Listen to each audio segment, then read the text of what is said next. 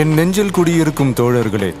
பிறப்புக்கும் எல்லா உயிர்க்கும்னு சொன்ன ஆதியோன் திருவள்ளுவருடைய வழியில நம்முடைய தமிழக வெற்றி கழகத்தின் கொள்கை தலைவர்களா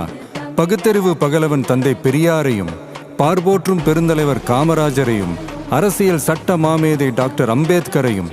வீர தமிழ் மங்கை வேலு நாச்சியாரையும், மக்கள் சேவகர் அஞ்சலை அம்மாளையும் நம்முடைய அரசியல் வழிகாட்டிகளாய் ஏற்று சாதி மத பாலின பாகுபாடு இல்லாத சமத்துவ சமுதாயத்தை உண்டாக்க மதச்சார்பற்ற சமூக நீதி கொள்கைகள், அதாவது செக்யூலர் சோஷியல் ஜஸ்டிஸ் ஐடியாலஜிஸோட நம்ம தமிழக வெற்றி கழகத்தின் வழியா உங்களுக்காக உழைக்கணும்னு நான் வரேன்.